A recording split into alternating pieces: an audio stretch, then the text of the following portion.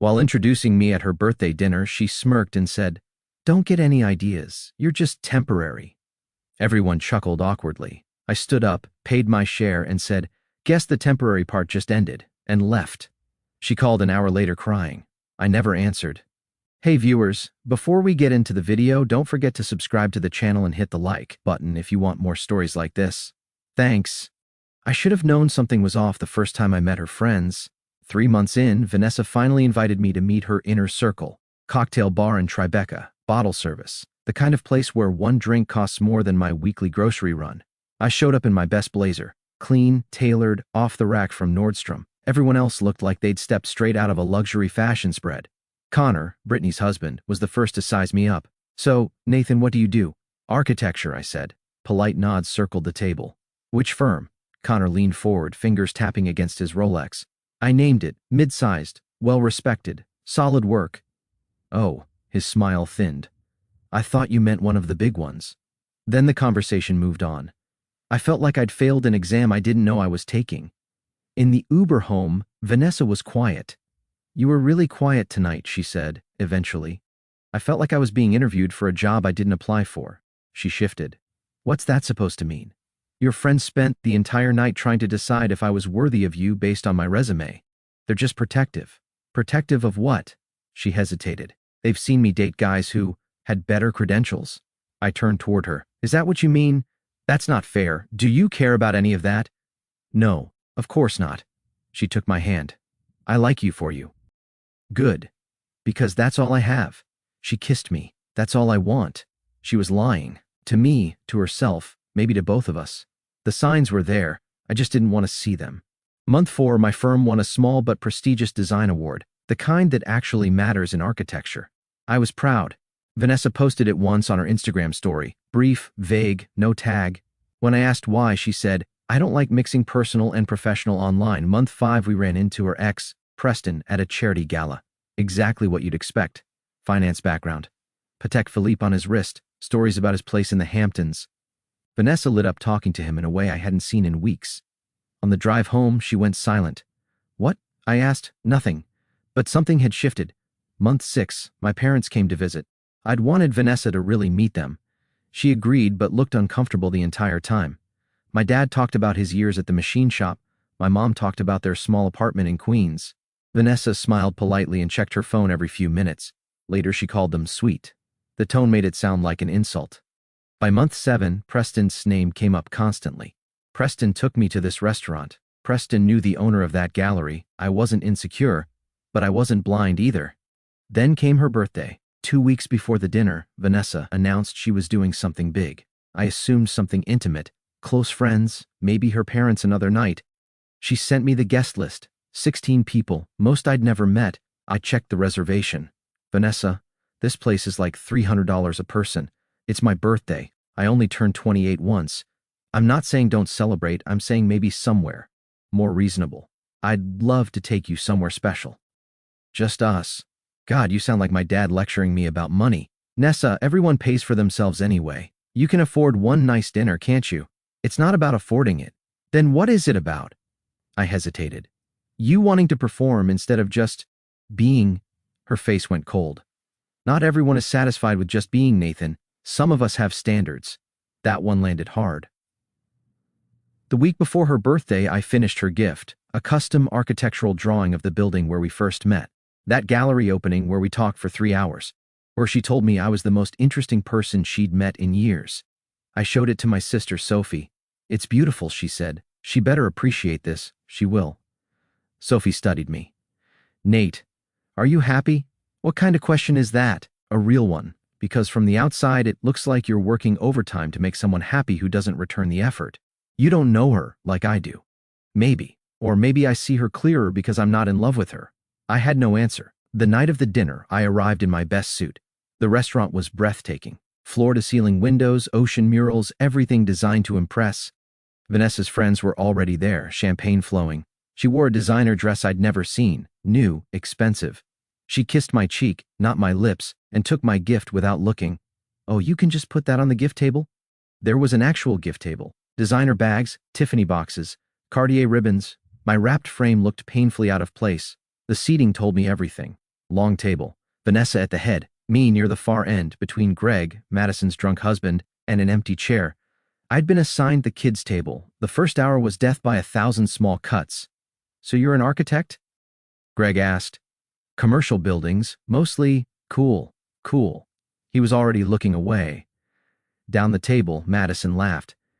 Vanessa, remember when Preston took you to Cipriani for your birthday? Vanessa laughed. Didn't correct her. Didn't mention me. I miss Preston, Brittany said. He was so fun. He was a narcissist, Vanessa said, but a rich one. Laughter. Connor finally turned to me. So Nathan, what do you drive? Everyone knew the answer was a trap. Honda Accord. Greg slapped my shoulder. Can't go wrong with a Honda. Connor smiled. I just picked up the new electric Porsche. $180,000. Why would anyone say that? Because they could, and I couldn't. Vanessa was 4 glasses of champagne in when Preston walked in. Preston! She practically shouted. She stood, hugged him too long. He nodded at me without seeing me and took the empty seat beside her. She laughed louder, touched his arm, didn't look at me once. Dessert arrived when Brittany stood up. Speech time. I just want to say happy birthday to my best friend.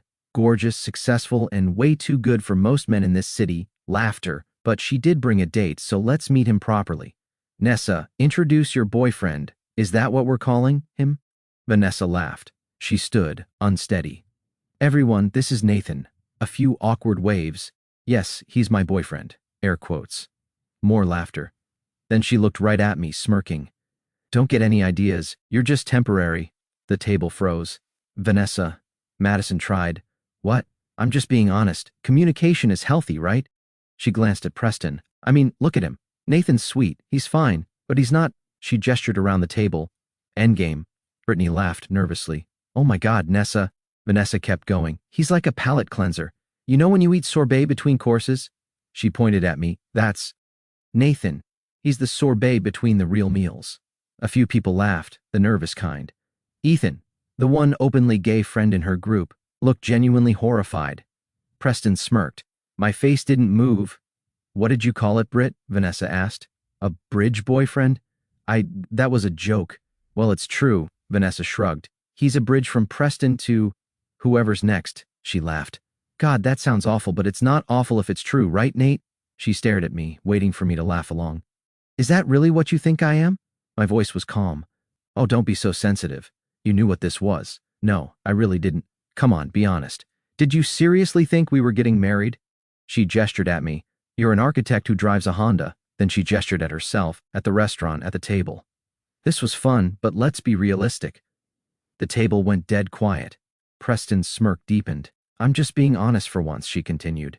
Everyone else is too polite to say it, but we're all thinking it. Ethan set his fork down. Vanessa, stop. What? He's a grown man. He can handle the truth. She looked back at me. Right, Nate? You can handle it. I stood up, calm, controlled, every eye at the table locked onto me. I pulled out my wallet, counted exact cash, my meal, my drinks, and a generous tip, and placed it neatly on the table. You're right about one thing, I said. What's that? I can handle the truth. Nate, sit down. You're making a scene. You called me a palate cleanser in front of 16 people. The scene's already happened. Her expression shifted, uncertainty creeping in. I was joking. God, can't you take a joke? Were you joking when you said I wasn't the endgame? When you said I was temporary? Or when you wondered out loud if anyone here thought we'd actually get married? She didn't answer. I looked around the table. Did that sound like a joke to any of you? Silence. Ethan shook his head slightly. Preston kept smirking. Here's the thing, Vanessa. My voice stayed even. You're right. I'm not your endgame. But that's because you don't get to decide my endgame anymore. I do. Nathan, wait. She stood, panic setting in. I've spent 8 months trying to be enough for someone who just told everyone here that I never was and never would be. I didn't say that. Yes, you did. You just didn't expect me to hear it this clearly. I paused. You expected me to sit here and take it because I'm temporary, and temporary things don't get a voice. You're overreacting. I walked to the gift table and picked up the wrapped frame. I made you something. Spent weeks on it. I looked at her. But you don't deserve it. Nathan, please. I met her eyes one last time. She was crying now. Mascara streaking down her face. Looks like the temporary part just ended. I turned back to the table. Enjoy your dinner. I walked out. No rushing, no slamming doors. I just left. I sat in my car in the parking garage for 20 minutes, hands on the steering wheel, breathing. I wasn't crying, I wasn't angry, I was clear. I unwrapped the gift. The drawing really was beautiful, precise, detailed, hours of careful work. I'd keep it. I drove to Marcus's place. My best friend took one look at me. What happened? I told him everything, word for word. Jesus Christ, he said when I finished. Yeah, so what are you going to do? Nothing. There's nothing to do. She said what she thinks.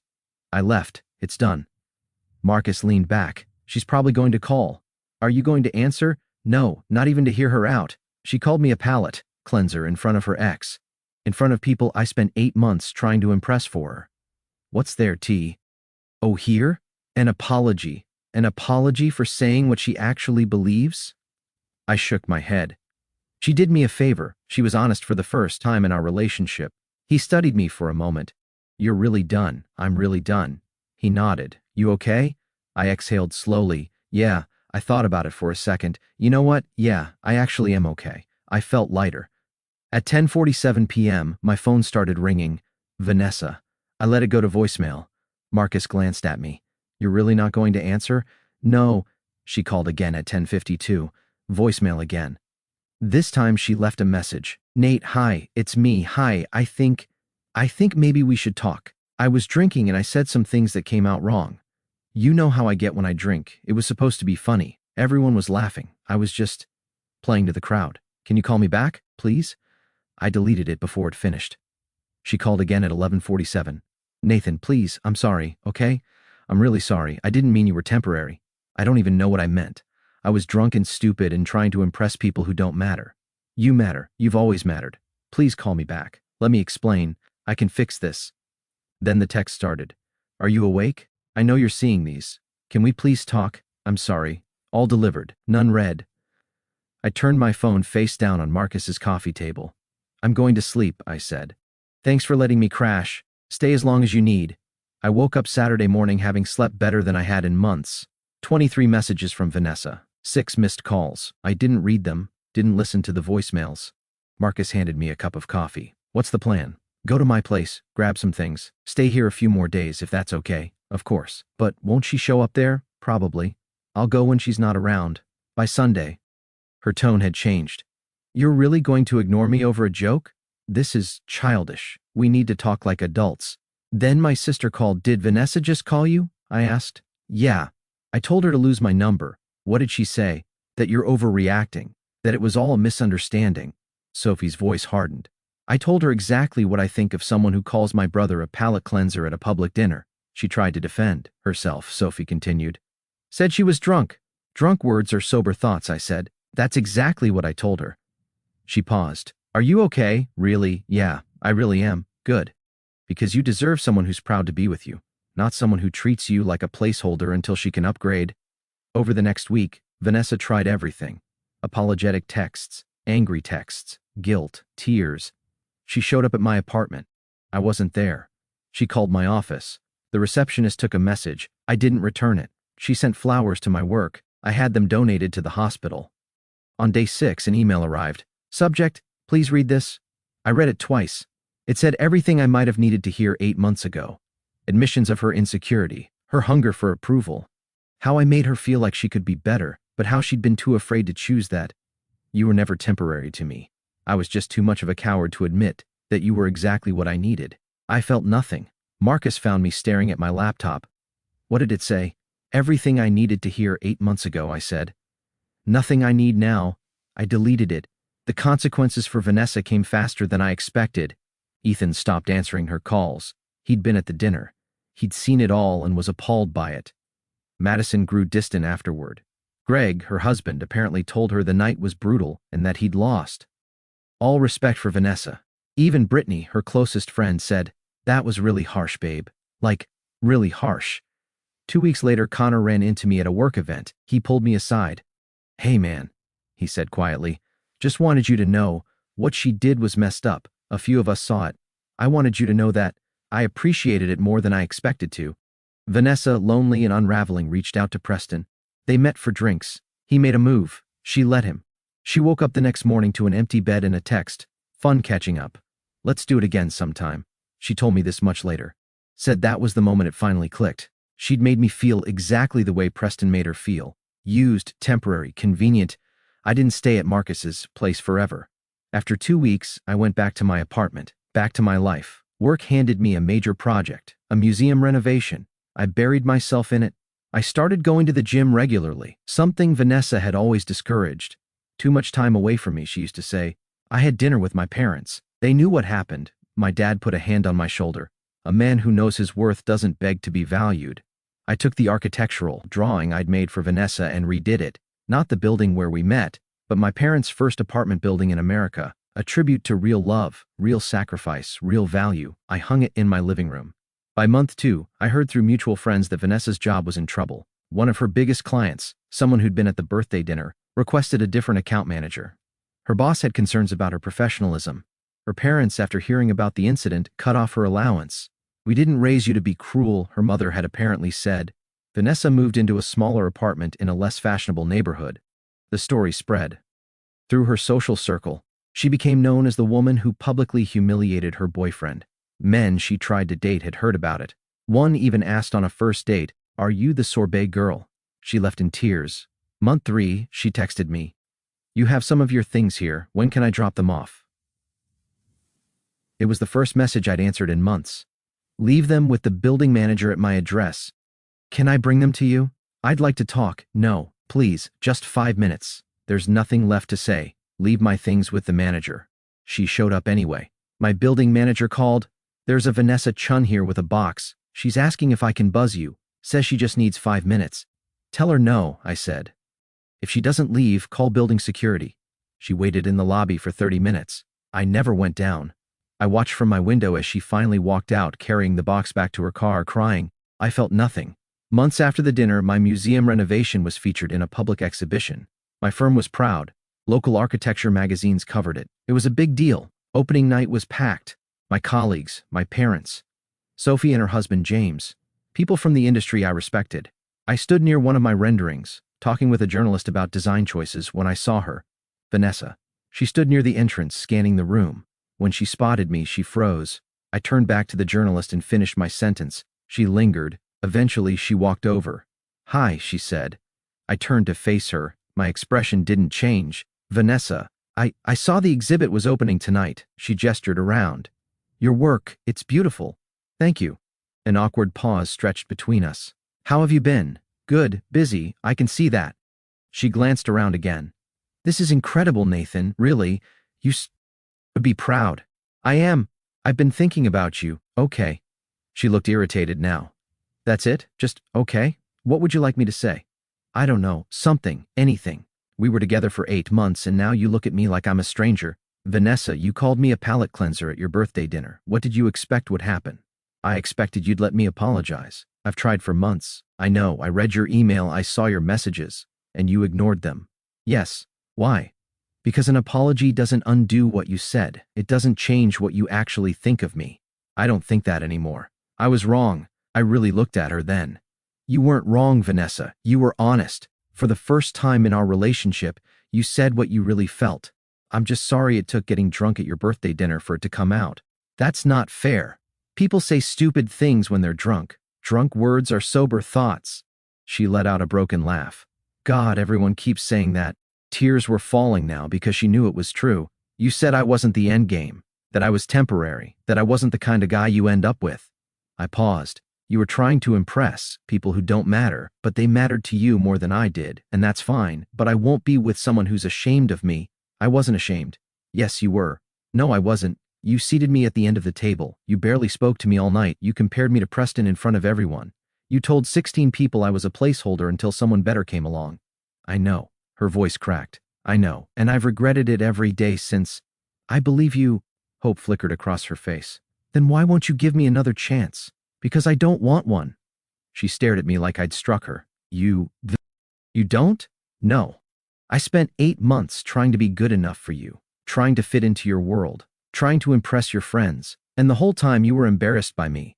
"That's not true. You never posted a photo of us. You forgot to invite me places. You made excuses for why I couldn't meet your parents properly. Around your friends, you introduced me like I was an assistant. I'm different now. Maybe you are." I nodded. "But I'm different too. I'm not the guy who accepts being someone's secret. I'm not the guy who waits around hoping to be chosen. You were always good enough, then you should have treated me like it." She was fully crying now. "So that's it," she whispered. "We're just done.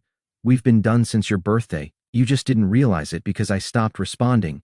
"I love you," she said desperately. I paused, then spoke gently. "No, you don't. You love the idea of being loved, but you don't love me. If you did, you wouldn't have said those things. You wouldn't have treated me like I was beneath you. I never said you were beneath me. Vanessa, you called me the sorbet between real meals. What else would you call that?" She had no answer. "I hope you find what you're looking for," I said quietly. "I really do, but it's not me." I glanced toward my family. "I need to get back to them. Take care of yourself." I turned and walked away. "Nathan," she called after me. I didn't stop. Sophie caught sight of Vanessa, gave her a cold look, and slipped her arm through mine. I glanced back once. Vanessa stood alone in the crowded gallery watching me laugh with my family. That was when she finally understood. She'd had someone who loved her, and she threw it away for people who never cared. I returned to my parents. My mom touched my arm. "Was that her?" "Yeah." "You okay?" "Yeah, I really am. My Dad patted my shoulder. "Good man."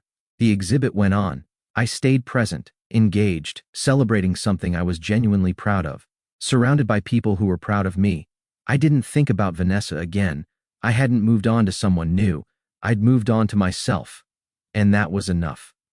Thanks for watching. Don't forget to subscribe and hit the like button. What did you think of the story? Let me know in the comments.